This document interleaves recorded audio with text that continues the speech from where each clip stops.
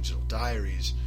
And if you do that, and we get to 3,000, I think we're just like 100 or so away. If we get to 3,000 by the end of the night here, they will be giving away 2 autographed photos, one by Jarek McKinnon and one by John Randall, to lucky likers of the page. So, please do that. Here, I tell you what, hold on just a second.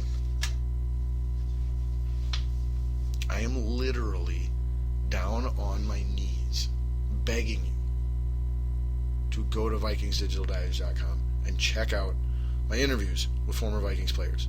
Today, right now, tomorrow, whenever you get the first chance to.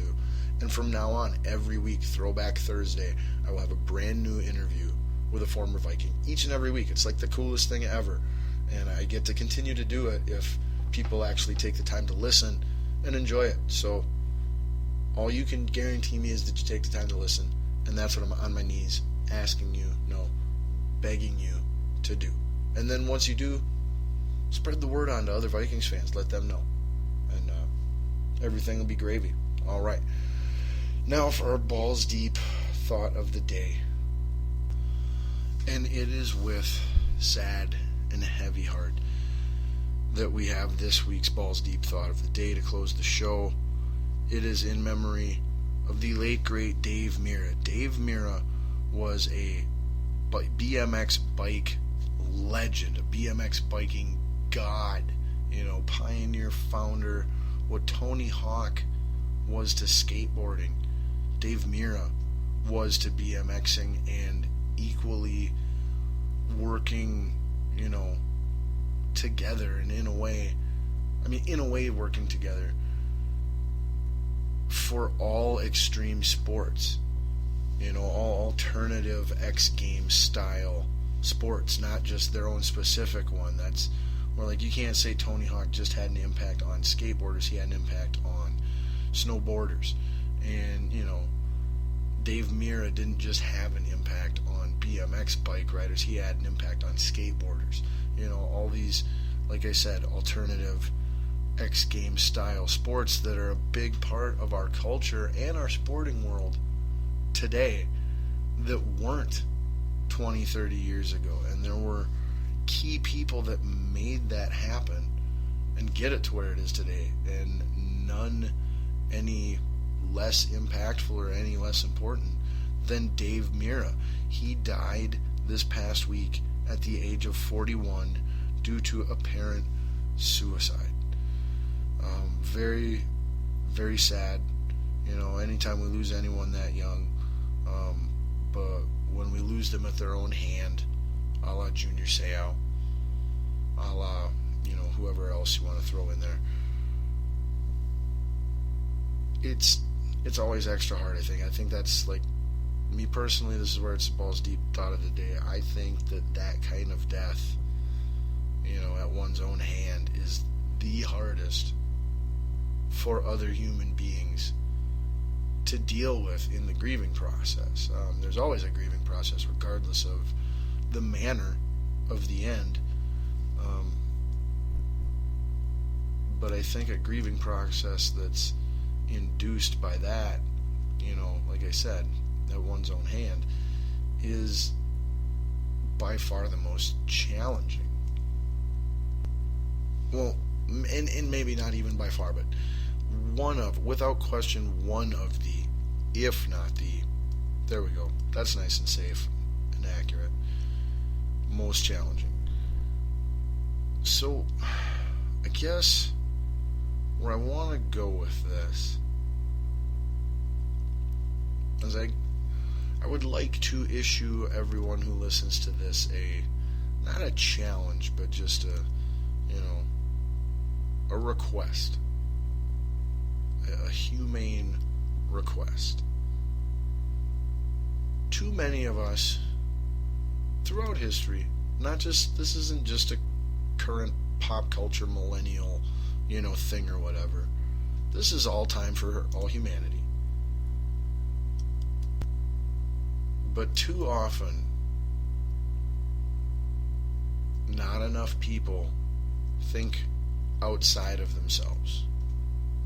Cam Newton being a great example that we talked about earlier in the show and other episodes up until this point. just a guy that only thinks within himself. Everything is self-centered, all about me and I, and just, you get it, in effort to try to prevent even just one event, such as what occurred with Dave Mirra, from happening.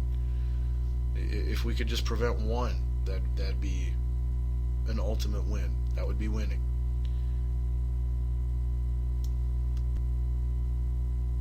I ask all of you to try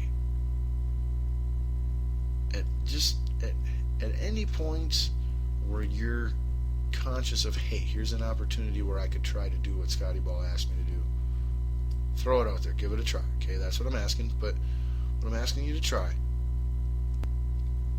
is to not only take that first step of thinking outside of yourself, and be brave enough to take that second step of thinking inside of others. Put your feet in those other shoes. Walk around in them. Understand it. See things from a perspective that is not your own. At every possible opportunity. And then you use that.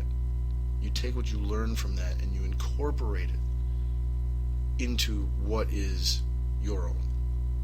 What is you. And you become better. You grow.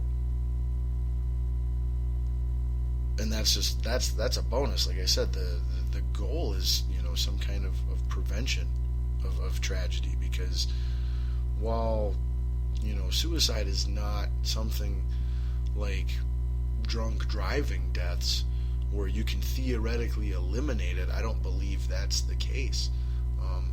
But it is preventable. It is avoidable in many cases.